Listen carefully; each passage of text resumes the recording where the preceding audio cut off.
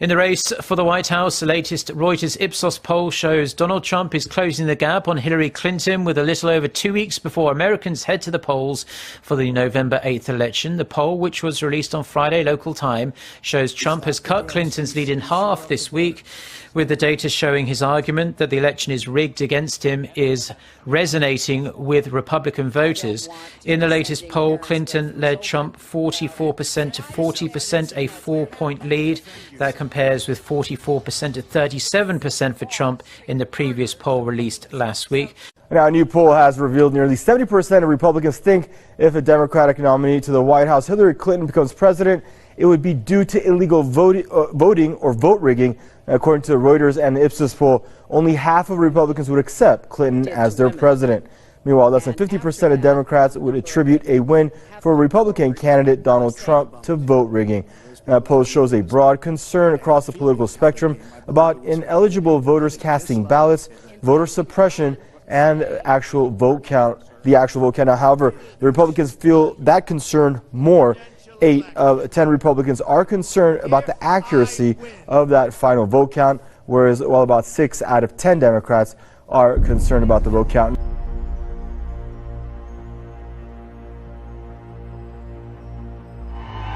For a few hours this morning, they stopped the traffic.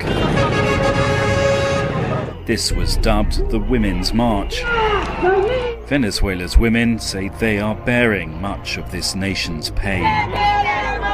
These demonstrations are not just for a Venezuelan audience. They are in part aimed at raising the profile of this country's beleaguered opposition internationally. The group's most prominent spokeswoman is Liliane Tintori. The international community are with us. We travel around the world for 2 years and 8 months. This is a dictatorship. In fact, the international community remains divided in its approach to Venezuela. Some countries, including the new governments in Brazil and Argentina, are cautioning Venezuela's government from ignoring its domestic critics. Others, many of which were represented at a recent Developing World Summit hosted by Venezuela, have offered near unconditional support to President Maduro. The latest dispute here involves a recall referendum designed to cut short Maduro's 6-year term of office. The procedure is written into the Venezuelan constitution. But on Thursday, the country's electoral authority abruptly suspended the process, citing alleged irregularities by the opposition. One thing we've been hearing from many people attending this opposition rally is that they feel the government has now crossed the line. A week-long sugar shortage has caused anger among Egyptians. The sugar crisis, which has hit the country recently, is one of the reasons behind the growing discontent against President Abdel Fattah el-Sisi's management of the economy and his overall rule of the country. This economic crisis is apparently one of the most important elements of delegitimizing the government and delegitimizing the promises and vows that it has made before that it will lead the people into prosperity.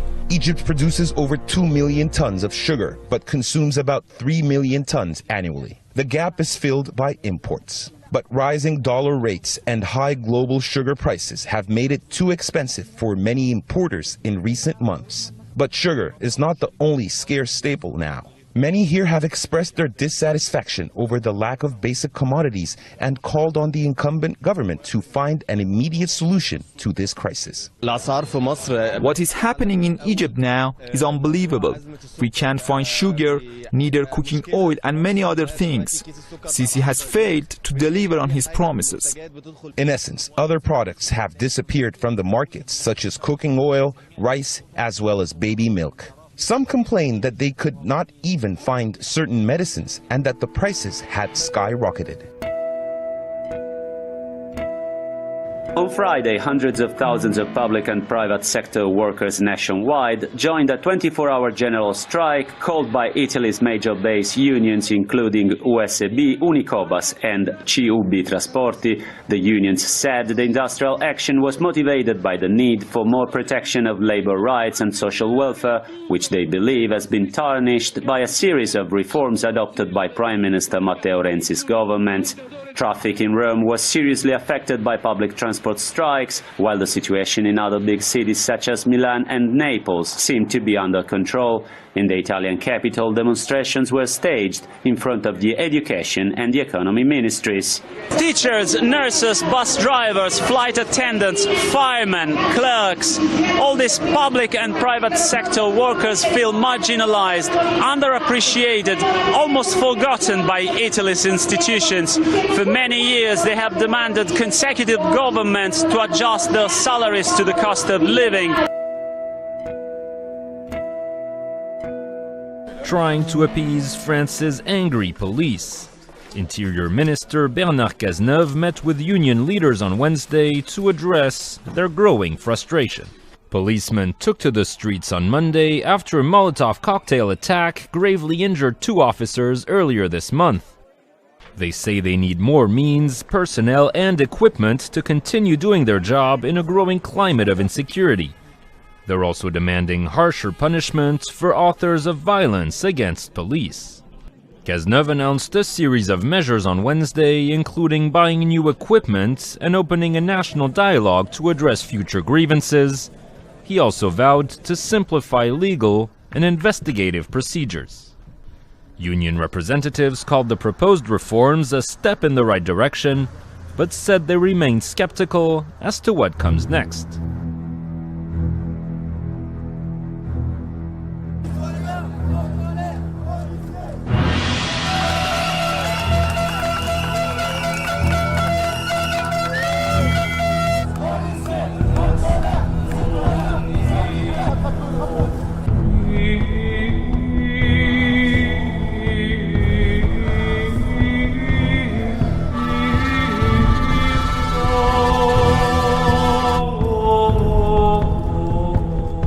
Armed counter-terror police arrested the 19-year-old man on a busy street in North London yesterday lunchtime. A taser was used to subdue him. Police say at this stage they're not looking for anyone else and they're keeping an open mind as to motive. They're forensically examining the device found on an underground train at North Greenwich on Thursday. It's understood to have contained wires and possibly a clock. It was blown up in a controlled explosion. Detectives haven't said publicly whether it was a viable device, but there are several reports that it was. The Daily Telegraph says a message was sent out to military personnel before the arrest, warning of a suspected improvised explosive and the possibility of more such devices. The Guardian newspaper reports that the device was unsophisticated. Police are said to be examining the mental health records of the man arrested.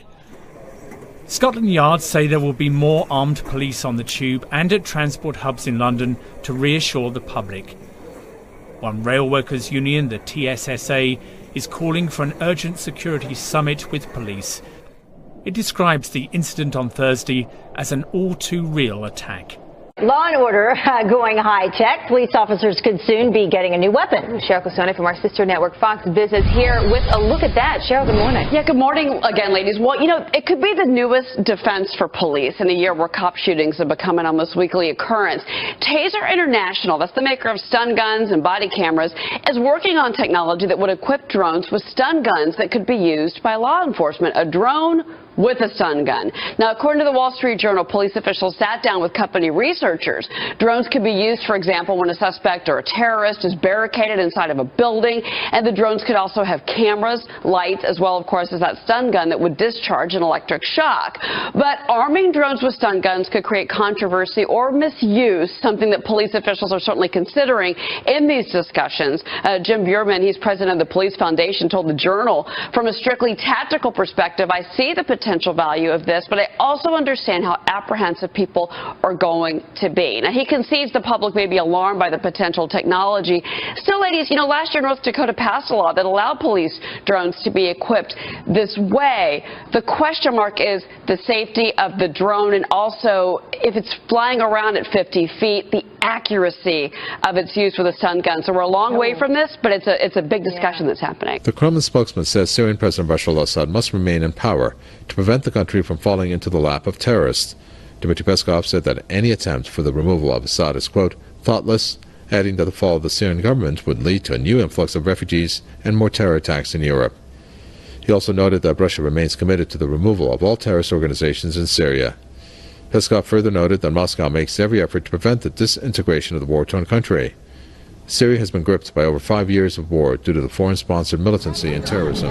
With thick black and white smoke clouding the horizon near Mosul, area hospitals are overflowing with Iraqis struggling to breathe. The problems are linked to the toxic fumes from a burning sulfur plant set ablaze during fighting with Islamic State. Now nearly 1,000 people, including babies, are receiving treatment. Medical assistant Saddam Juma says the people began arriving Friday.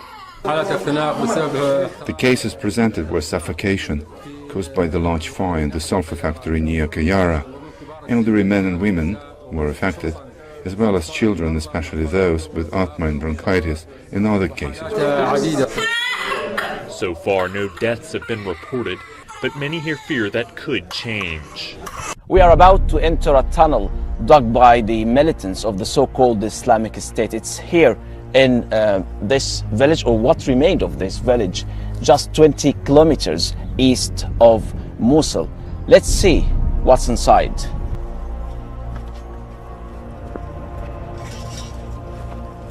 These tunnels are very important and a key element in the military strategy of the jihadist group. As we can see, it's very tight. I can't stand properly, at least in this part of the tunnel. This tunnel was cleared in by the Kurdish forces known as the Peshmerga. They told us it's 100% clear, but they advised us not to touch wires and some stuff. So if we see on the floor here, many wires used for electricity, for communication. On the right hand side, here is a kitchen, or a mini kitchen. Empty glasses of tea, coffee, and on the right hand side, copies of the Quran and some religious texts. Also, this is a telephone used by the militants to communicate to the outside world. So we're nearly there, and finally we reached the exit point of this tunnel. So this must be one of the rarest vehicles in the world. This is a VBIED, Vehicle-Borne Improvised Explosive Device, a suicide bomber's truck, captured before it could detonate. It's been incredibly carefully built. These wire protection structures, they may look faintly ridiculous, like something you might find in a garden centre. In fact, they are almost 100% effective against rocket-propelled grenades. Going head-on, this would have been very hard to stop with a standard infantry weapon. All of this is homemade armour. It's been welded on, again, to allow the vehicle to get through. Even the engine is inside an armoured block. And again, you have what's called this bar armour to protect the driver, with a very small bulletproof windscreen there. The whole idea of this is not to keep the driver alive indefinitely, but long enough to get absolutely close to its final target, so that their enemies can be destroyed. Now, these have been put to absolutely devastating ends. Now, here we've got some Peshmerga who are experiencing life behind. They're even starting the engine for us. This is the very seat where a suicide bomber would have driven to his death, trying to take as many Peshmerga fighters with them as they can. This is a standard suburban vehicle that has been turned into one of the most fearsome weapons in this war of improvisation. Now let's take a look at what goes on in the back cab. Again, another armoured structure here to prevent anybody shooting the driver from behind. Very carefully thought through, quite skillfully put together, quite honestly. A pretty frightening notion. Now packed into this and protected again by yet more armour against premature detonation. Even the wheels, even the wheel hubs have got covers over them. The whole idea is that this vehicle mustn't be stopped until it can be finally stopped in a devastating moment. And in the back of this, the Peshmerga found 25 jerry cans packed with what they call TNT. It's actually plastic explosive. Now that'd be enough to destroy a couple of tanks at the very least. An absolutely ferocious weapon, and one mercifully and very rarely was able to survive and be captured. This is not only a kind of result as far as the Peshmerga are concerned, it's also an incredibly important intelligence tool. By deconstructing how this was put together, they can better figure out how to destroy it. This is our land, our soil. These Christian militiamen have just come home after 2 years in forced exile.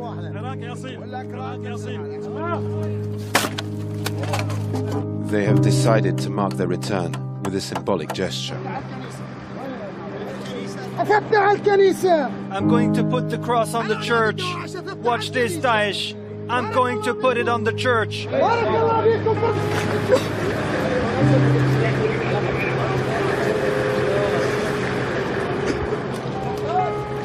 All the Christians who lived in these villages around Mosul were forced out by the Islamic State group. Many were killed.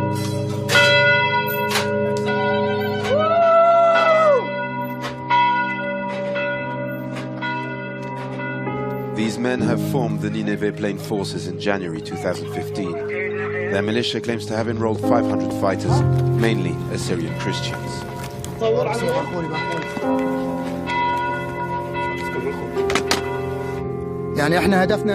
Our aim is to defend our land. We must never relive what we have just been through with Daesh. Our people are scattered. Some of our children are dead. We had to live in tents. Now I want to send a message to my people. Bartella is liberated. Islamic State group militants have desecrated the church. Practically all Christian symbols have been destroyed. Such destruction is not tolerable. No one can accept this. No religion can justify this. These terrorists have no religion. This is the house of God. It is not a military building.